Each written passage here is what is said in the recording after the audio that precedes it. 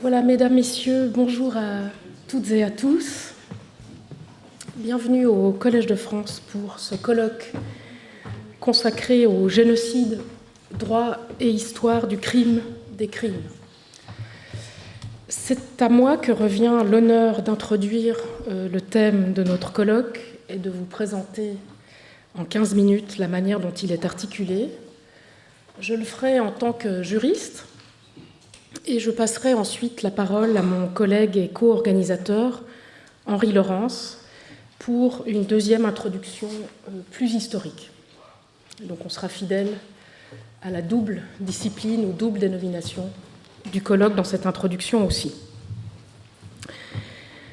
Déclaré pour la première fois comme un crime du droit des gens par l'Assemblée générale des Nations unies en 1946 et interdit ensuite par la Convention pour la prévention et la répression du crime de génocide de 1948, le génocide doit être compris littéralement comme le meurtre ou la destruction intentionnelle, totale ou partielle, d'un peuple ou d'un groupe.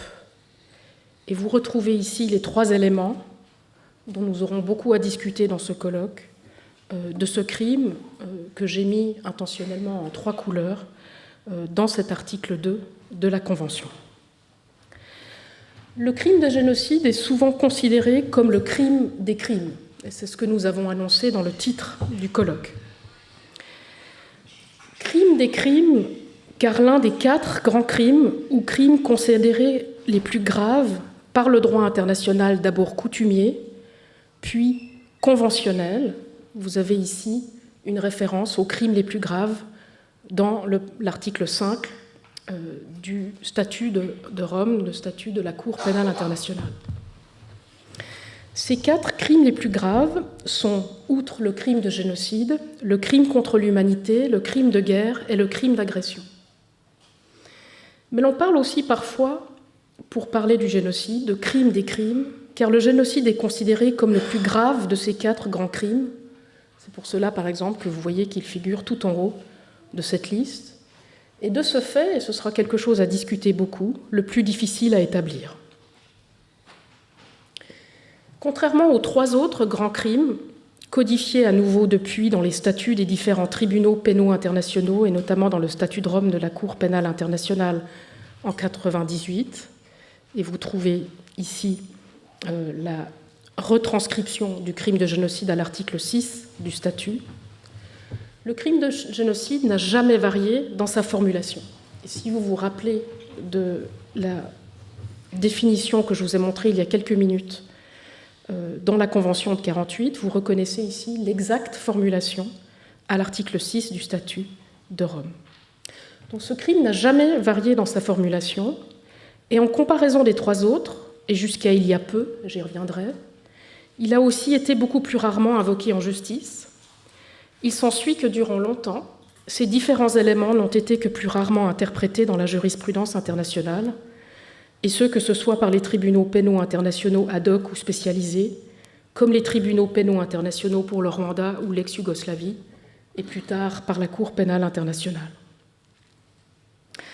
De cette permanence de la formulation du crime de génocide de 1946 à 1998, combinée à son invocation et à son interprétation, je l'ai dit, comparativement beaucoup plus rares en pratique, certains, dont certains spécialistes présents dans ce colloque, ont déduit que cette interdiction était dotée d'une force normative parmi les plus élevées en droit international, qu'elle avait avant tout une valeur de reconnaissance historique des crimes commis durant la Deuxième Guerre mondiale, et c'est lié à ces 2 éléments qu'elle était revêtue d'un rôle avant tout préventif pour l'avenir.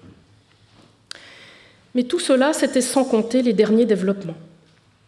Depuis une vingtaine d'années, en effet, une évolution significative se fait sentir, et l'interdiction du génocide est de plus en plus invoquée, et donc interprétée en justice.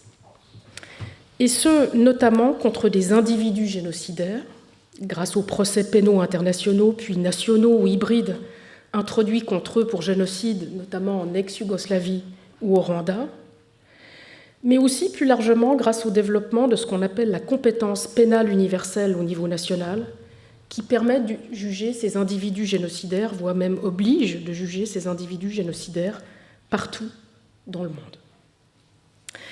Mais en marge de ces procès pénaux qui sont intentés en responsabilité pénale contre des individus, c'est aussi la violation de l'obligation de droit international qu'ont les États eux-mêmes de prévenir le génocide, obligation que vous retrouvez rappelée ici à l'article 1 de la Convention sur le génocide de 1948. Donc c'est cette obligation des États eux-mêmes de prévenir le génocide qui est désormais invoquée devant les tribunaux internationaux.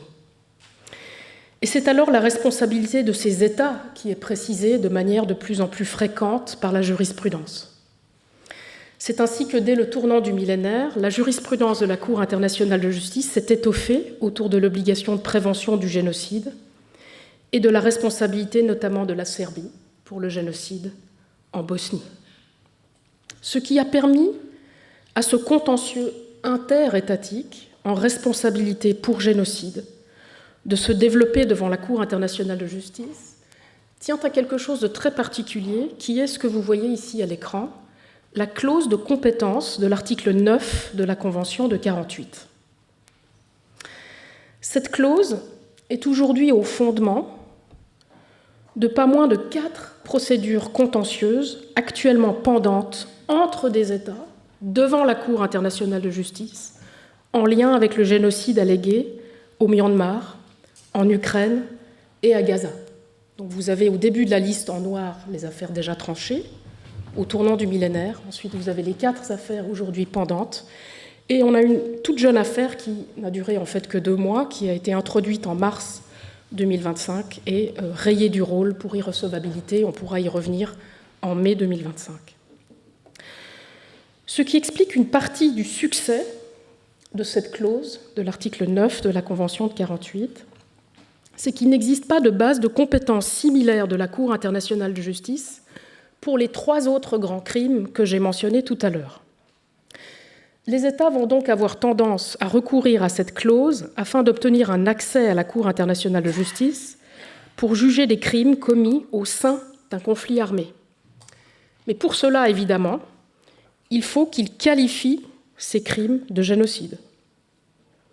Ce que l'on remarque en outre, c'est que ces États, la Gambie, l'Afrique du Sud ou le Nicaragua, font de plus en plus usage de ce droit sans être partis au conflit armé en cause et le font même contre des États qui ne sont pas les premiers concernés par ce conflit armé. Regardez l'affaire Nicaragua contre Allemagne, par exemple. Et pour ce faire, eh bien, ils invoquent la nature erga omnes, envers tous, et omnium, de tous, de l'interdiction du génocide.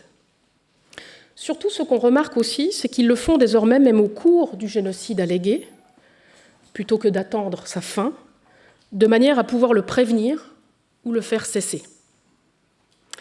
Au fil de cette jurisprudence, qui est une nouvelle jurisprudence, je l'ai dit, le crime de génocide et ses conditions ont peu à peu été précisés davantage. En fait, plus le génocide est invoqué devant les tribunaux internationaux, qu'il s'agisse de tribunaux pénaux spéciaux, de la Cour pénale internationale ou de la Cour internationale de justice, plus ces critères sont, voire vont devenir exigeants. Probablement de manière à en préserver ce avec quoi j'ai commencé mon introduction, c'est-à-dire son statut de crime des crimes. C'est ce que l'on voit bien, par exemple, et nous y reviendrons cet après-midi, avec le critère de la seule conclusion raisonnable, utilisé désormais pour établir l'élément de l'intention génocidaire. Alors, face à cette évolution rapide de la jurisprudence internationale en matière de génocide et des nouvelles questions qu'elle soulève, un bilan s'imposait, et c'est ce que propose ce colloque. Un retour sur l'histoire du crime de génocide peut en effet nous éclairer sur la manière de négocier au mieux les difficultés qui pèsent désormais sur l'avenir du crime des crimes. Nombreux d'ailleurs sont ceux qui souhaitent aujourd'hui réanimer la controverse qui a opposé Raphaël Lemkin à Hersch Lauterpacht durant les années 40, une controverse rendue inoubliable par l'ouvrage de Philipp Sands, Retour à Lemberg. Donc vous avez Lemkin à gauche et Lauterpacht à droite de ce portrait. En bref, mais vous le savez certainement déjà, Cette controverse opposait ces deux auteurs et spécialistes sur les vices et les vertus respectifs du crime de génocide et du crime contre l'humanité. Le crime de génocide défendu par Lemkin se concevait et se conçoit comme un crime commis contre un groupe et donc contre ses membres en tant que membres du groupe. Alors que le crime contre l'humanité défendu par Lauterpacht se concevait et se conçoit comme un crime commis contre des individus, systématiquement certes, mais contre eux en tant que personnes humaines. Vous avez ici la définition du crime contre l'humanité qui est à l'article 7, juste après l'article 6 et le crime de génocide. Aujourd'hui, et rétrospectivement, certains donnent raison à Lauterpacht, reprochant au crime de génocide d'avoir alimenté plutôt que jugulé la fragmentation des identités collectives et par là renforcé la violence génocidaire. Comme Lauterpacht, ces auteurs regrettent, en outre, la victimisation collective et la hiérarchisation des victimes que la reconnaissance ou non du crime de génocide dans un contexte donné, la Bosnie mais pas la Croatie, a induite. D'autres, au contraire, demandent à ce que l'on revienne à la conception du crime de génocide qui avait été proposée par Lemkin, tant sur le plan du processus au lieu de l'intention, ou sur le plan du groupe visé, puisque Lemkin visait tout groupe social et culturel en général, et pas seulement un groupe national ou ethnique. Cette conception plus large, défendue par Lemkin, a été écartée pour des raisons de compromis politique après 1945, notamment, et nous y reviendrons avec Henri Laurence, pour absoudre ex ante ou ex post l'URSS, les États-Unis et Israël, et dès lors obtenir leur ratification de la résolution de 1946, puis de la Convention de 1948. En fait, étant donné la place centrale qu'occupe l'histoire au sein du raisonnement juridique en matière de génocide, et les juristes dans cette salle le confirmeront, je donnerai simplement pour exemple ici la place centrale qu'occupe l'histoire au titre des sources coutumières de l'interdiction du génocide, au titre de preuve des éléments constitutifs d'un génocide, ou encore au titre d'établissement de la causalité dans l'attribution du comportement de génocide, voire de responsabilité pour génocide, eh bien, étant donné la place centrale qu'occupe l'histoire au sein du raisonnement juridique en matière de génocide, mais aussi, à l'inverse, étant donné la place du droit et donc de l'incrimination du génocide dans l'histoire, il nous a semblé, à Henri Laurence et moi-même, tout à fait intéressant de procéder à ce bilan sur le crime de génocide sous la forme d'un dialogue entre juristes et historiens. Alors, il ne s'agit pas, bien entendu, contrairement à ce que certains pourraient craindre, de confondre le droit et l'histoire du génocide.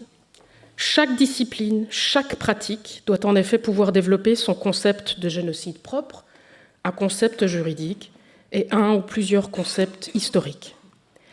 Surtout, il est essentiel de reconnaître les différences entre les méthodes respectives de nos deux disciplines, normatives pour la mienne, par opposition, j'imagine, mais vous me direz, par opposition à explicative pour les historiens.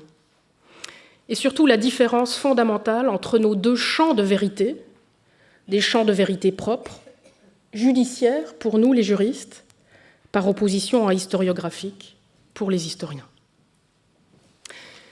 Mais plutôt que de renvoyer simplement historiens et juristes dos à dos, comme l'a fait Emmanuel Macron le 13 mai dernier en déférant la qualification du génocide à Gaza exclusivement au tribunal de l'histoire, au mépris du rôle des tribunaux de droit international, tribunaux qui, je le rappelle, se sont déjà en partie prononcés, comme la Cour internationale de justice, le 21 mai 2024, sur le risque réel et imminent de génocide. Eh bien, nous avons choisi durant cette journée d'inviter des juristes et des historiens, plutôt qu'à simplement contempler leurs différences, nous avons décidé de les inviter à nouer un dialogue. Et à cette fin, pour que le dialogue ait véritablement lieu, plutôt que vous assistiez à une juxtaposition d'exposés juridiques puis historiques, donc à cette fin de création d'un véritable dialogue, nous avons composé 4 paires de juristes et d'historiens, toutes et tous spécialistes du génocide, contrairement à nous deux. Donc nous nous contentons de les inviter et de les faire parler. Nos débats seront en effet articulés autour des 4 questions que vous voyez ici à l'écran, 4 questions qui constitueront les 4 parties du colloque.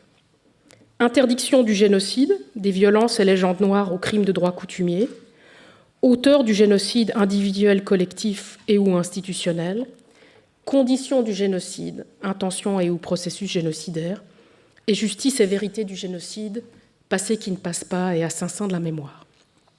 Alors pour les expliquer, non seulement par les mots, mais aussi en images, je m'appuierai sur les dessins de mon compatriote et complice graphique, le dessinateur Chapat, qui nous a autorisés à reprendre ces dessins.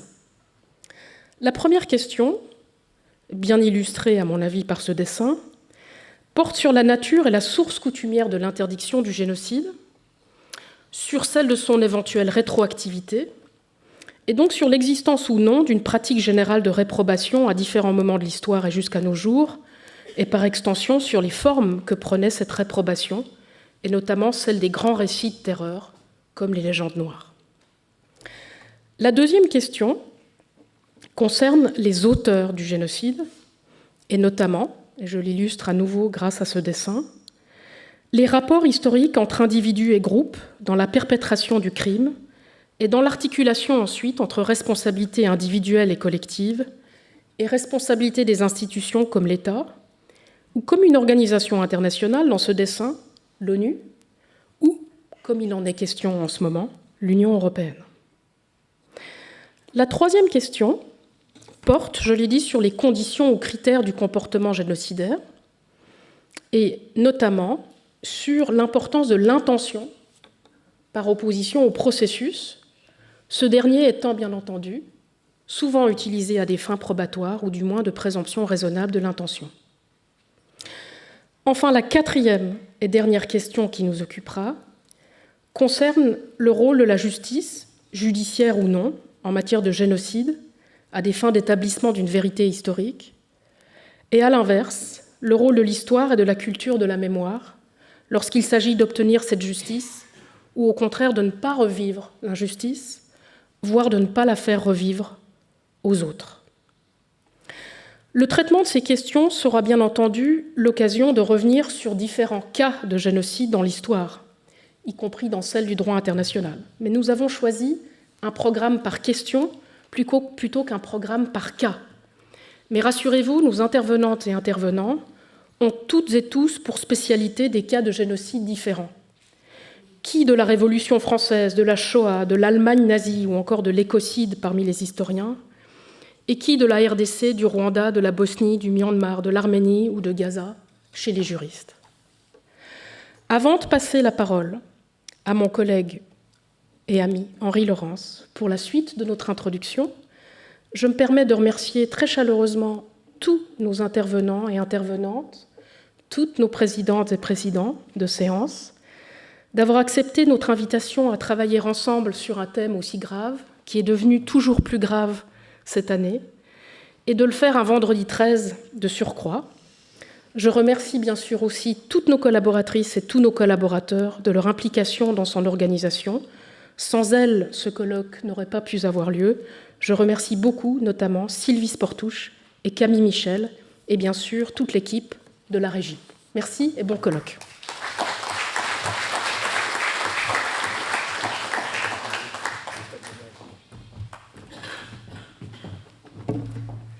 Bien, merci, salutations à tous. Comme d'habitude, Samantha a déjà tout dit, donc il ne me reste plus que faire le reste.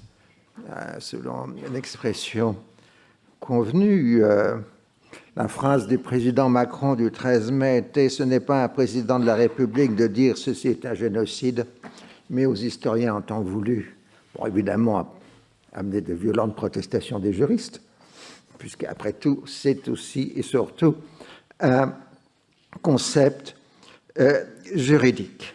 Alors, je ne reviens pas, puisqu'on a mentionné tout à l'heure la Convention pour la prévention et la répression du crime des génocides du 9 décembre 1948, même semaine où on vote aussi à l'ONU la Déclaration universelle des droits de l'homme et la résolution 194.3 sur le droit au retour des Palestiniens, le tout au palais de Chaillot, puisque l'Assemblée générale s'était déplacée au palais de Chaillot en 1948.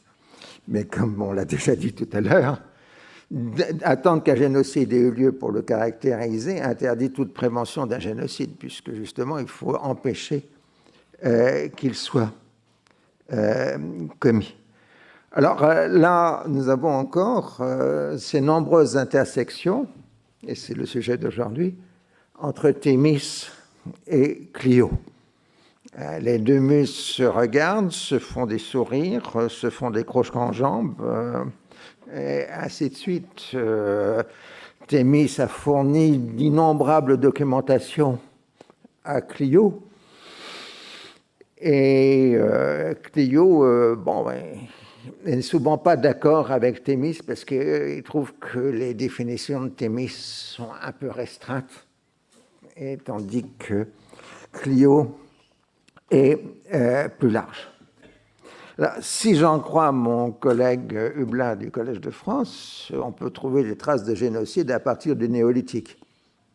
Donc, de ce point de vue-là, ce n'est pas un phénomène récent. Si vous ouvrez la Bible, vous avez un génocide dedans. Alors, c'est vrai que les exégètes bibliques font le boulot nécessaire pour minimiser et contextualiser le contenu de textes sacrés, mais il y a des contenus génocidaires dans la Bible, et certains mouvements politiques ou humains ont fait référence à ce contenu biblique.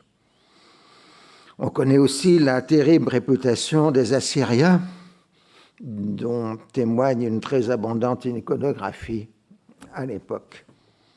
On sait que la guerre des Gaules de Jules César, si on en croit l'intéressé, et si on fait un calcul de tous les chiffres de pertes humaines qu'il indique dans les commentaires, on arrive à 2 millions de morts, ce qui est une dimension assez génocidaire. Et jadis, Simone Veil, celle avec W, pas avec V, n'hésitait pas à dire: l'analogie entre le système hitlérien et l'ancienne Rome est si frappante qu'on pourrait croire que seul depuis 2000 ans, Hitler a su copier les Romains. Alors c'est un texte qui date de 1939-1940, et on pourrait attribuer à Simone Veil la première reductio ad Hitlerum, selon l'expression que plus tard forgera le philosophe Léo Strauss en 1951-53. Mais les Romains eux-mêmes l'avouent. Si vous prenez Tacite, le célèbre passage de Tacite dans la vie d'Agricola, où le chef des tribus calédoniennes s'oppose aux Romains, il fait tout un discours qu'évidemment il n'a pas rédigé, c'est du pur Tacite, mais tout est dit. Le monde entier est leur proie. Ces Romains qui veulent tout ne trouvent plus de terre à ruiner, alors c'est la mer qu'ils fouillent. Riches, leur ennemi déchaîne leur cupidité. Pauvres, ils subissent leur tyrannie. L'Orient, pas plus que l'Occident, n'a calmé leur appétit. Ils sont les seuls au monde qui convoitent avec la même passion les terres d'abondance et d'indigence. Raflés, massacrés, saccagés, c'est ce qu'ils appellent à tort asseoir le pouvoir. Font-ils d'une terre un désert? Ils diront qu'ils pacifient. Et je trouve que cette dernière phrase a des échos terribles aujourd'hui. Alors, les exemples de ce genre sont multiples. On pourrait dire que l'extermination de peuples serait l'un des grands invariants de l'histoire, du fait de son étroitesse association avec la guerre. Les Mongols ont été ainsi identifiés à une politique de terreur, au point que les Européens les identifiaient aux enfers. C'est pour ça que les Tatars sont devenus dans les textes européens les Tartares, parce que le Tartare, c'était le fleuve des affaires. Donc vous connaissez l'origine du steak. Alors c'est vrai, aujourd'hui, certains tentent de réhabiliter les Mongols, et je ne suis pas compétent sur ce point. C'est que certains aussi, c'est que ce type de violence est en général associé avec le sacré, soit du côté de ceux qui commettent ces crimes, comme le rappellent les guerres dites de religion, soit ce qui semble plus récent, la sacralisation des victimes, que l'on voit en particulier dans les représentations de la Shoah. Dès que dans un film, téléfilm, etc., on évoque un camp de concentration, un camp d'extermination, on bascule sur des images sacrées. On ne peut associer exclusivement les exterminations de peuples avec la modernité européenne au sens large du terme. En revanche, dès le XIXe siècle, se sont affrontées les deux grandes thèses sur l'usage de la violence, d'abord à partir de la Révolution française, et mon ami Jean-Clément Martin pourra en redire certainement beaucoup mieux que moi. La première thèse était celle d'un projet de constitution d'un homme nouveau à partir d'un projet idéologique. En gros, une abstraction tentant de modeler le monde à son image. On peut penser aux origines de la France contemporaine de Taine, par exemple. L'autre thèse, celle défensive plutôt, est celle des circonstances. La violence dérive du fait du doublet guerre civile, guerre extérieure, d'où la nécessité de mesures extrêmes. On se trouve ainsi dans la loi des conséquences inattendues. La force des choses attribuée à Saint-Just, je cite, « La force des choses nous conduit peut-être à des résultats auxquels nous n'avons pas pensé ». C'est cette loi des circonstances inattendues. Alors donc, on a deux types d'explications. La première fait porter la cause dans le contenu même du projet, et l'histoire n'est que la réalisation progressive du projet. Autrement dit, les circonstances ne font que révéler progressivement ce qui était dans le code génétique du projet originel. La seconde explication fait porter la responsabilité sur les circonstances qui produisent un mécanisme de radicalisation progressive du sujet. Pour simplifier et caractériser les choses, on dit que d'un côté, on a un intentionnalisme et de l'autre côté, un circonstancialisme, si je me permets ces termes. En général, l'analyse historique postérieure combine les deux explications en rajoutant d'autres, puisque ça, c'est le bénéfice des historiens, la causalité en histoire est inépuisable, et donc on trouvera toujours de nouveaux ordres d'explication. Le XIXe siècle, celui qui va de 1815 à 1914, a été en apparence un monde de paix, si on se concentre sur l'Europe elle-même, d'où l'illusion d'un progrès continu de la civilisation.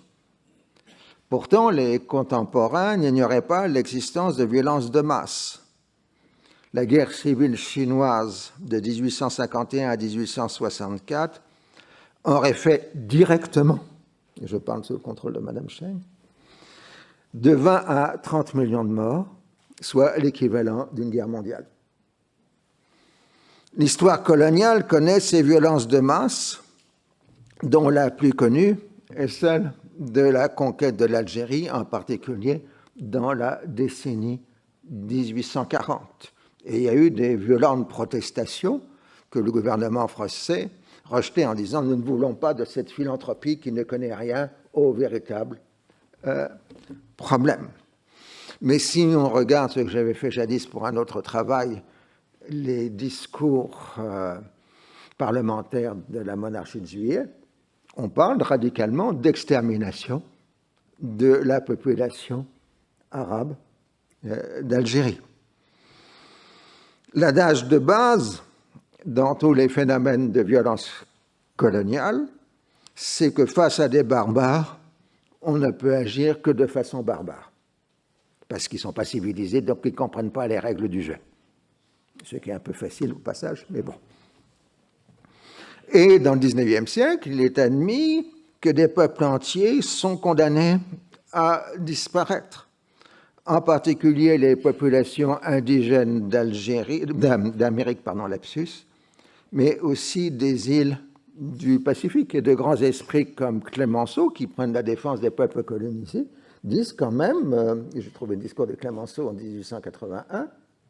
82, pardon, oui, c'est pas les îles du Pacifique, à propos de l'Égypte, c'est pas les îles du Pacifique où les populations sont condamnées à disparaître, à la fois sur la violence directe et sur le choc moral, psychologique et autres de la conquête européenne. Les convulsions internes de l'Empire ottoman ont mis en avant au XIXe siècle le concept d'atrocité, d'abord dans les Balkans et ensuite en Anatolie. Ce sont les fameuses crises d'Orient auxquelles j'ai déjà consacré 2 volumes, et il y en aura 2 suivants. Notre cadre contemporain prend forme durant la Première Guerre mondiale avec l'angoisse de la destruction en Allemagne, angoisse alimentée par le terrible blocus allié, blocus alimentaire en particulier, mais aussi du rejet de l'Allemagne en dehors du domaine de la civilisation. Mais là, je pense que mon ami Christian Ingrao pourra éventuellement me corriger sur ce point. Et c'est là où on est au centre de ce qu'en 1900, durant la Première Guerre mondiale, on a appelé les atrocités allemandes. Et c'est là aussi empire ce qui se passe durant la Seconde Guerre mondiale. Dès lors, il a fallu se doter, dans le contexte de la fin de la guerre de 1940, de moyens de penser ces réalités et de se doter par là même d'instruments juridiques qui ont la double tâche de sanctionner les coupables et de prévenir la réitération de ces crimes. On le voit dans la déclaration publiée à Moscou le 30 octobre 1943 sur les atrocités allemandes, terme utilisé, commises en Europe occupée. Comme on le sait, ces instruments de pensée, mais qui sont aussi des instruments de droit, ce sont donc les fameux crimes contre l'humanité et crimes de génocide. Et on sait bien, on revoit ce livre magnifique, Retour à Lemberg, que ces crimes contre l'humanité qu'il a emportés à Nuremberg, mais qu'ensuite, dès 1946, on met en avant le génocide jusqu'à la décision du vote du 9 décembre 1948. Mais on va se trouver dès le 9 décembre 1948 sur le fait que ça n'a été possible que parce qu'il n'y avait pas d'opposition du bloc de l'Est. Donc, dans la clause de génocide, on n'a pas mis les groupes sociaux. Parce que sinon, on aurait pu accuser l'Union soviétique de génocide des koulaks dans la Russie stalinienne, ce qui va poser un certain nombre de problèmes pour la compréhension même de cette notion de génocide. Alors, ma collègue et surtout amie a donné la situation du crime d'extermination, contre l'humanité. Et je trouve qu'il y a dans la définition telle qu'elle est dans le statut de Rome des échos terribles sur la situation d'aujourd'hui. Je cite, « Par extermination, on entend notamment le fait d'imposer intentionnellement des conditions de vie telles que la privation d'accès à la nourriture et aux médicaments, calculées pour entraîner la destruction d'une partie de la population. Par déportation ou transfert forcé de population, on entend le fait de déplacer de force des personnes en les expulsant ou par d'autres moyens coercitifs de la région où elles se trouvent légalement sans motif admis en droit international. » Donc on voit très bien que les clauses du crime contre l'humanité, qui renvoient à des actes commis, sont tout à fait claires et illustrent parfaitement des situations que nous connaissons maintenant. En revanche, et on y revient, la notion de génocide connaît une double difficulté. La première, c'est l'intention. Comment déterminer une intention? Et si on détermine l'intention par le fait qui s'est passé, on ne voit pas trop pourquoi on aurait besoin de mettre intention dans ce cas-là.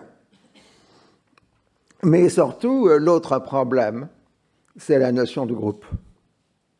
Parce que, à la limite, le crime de génocide reprend la définition des génocidaires. Après tout, les Arméniens étaient des citoyens ottomans. Donc, faire le génocide des Arméniens comme un groupe distinct des Ottomans, c'est déjà accepter que les Arméniens étaient différents des autres citoyens de l'Empire ottoman. Parler du génocide des Tutsis équivaut à admettre la distinction entre Tutsis et Hutus. Le Cambodge ne serait pas un génocide parce qu'on a massacré que des Cambodgiens. Alors, c'est vrai, on a rattrapé, on a trouvé quelques Vietnamiens pour pouvoir dire que c'est un génocide, mais fondamentalement, on ne pouvait pas me dire que c'était un génocide selon la définition de Lemkin. Mais je laisse ça aux juristes de préciser ce point. Alors, comment trouver l'intentionnalité? Dans les résultats mêmes, mais si on attend les résultats, on se trouve dans ce qu'on a dit tout à l'heure. Pour voir si c'est un génocide, il faut attendre qu'il ait eu lieu. Dans la déclaration publique des acteurs, souvent on trouve des formes extrémistes de discours qui ne correspondent pas du tout à des prises de décision dans le groupe. En général, le motif le plus souvent annoncé pour justifier un génocide, c'est l'existence d'une menace immédiate ou à long terme. Autrement dit, les génocidaires considèrent leur action comme préventive et sécuritaire. C'est de l'ordre de l'autodéfense.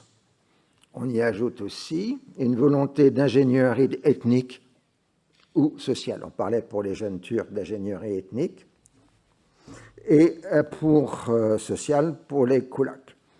Alors, l'évolution contemporaine a centré l'attention sur le génocide défini comme le crime des crimes, surtout à partir des années 1990.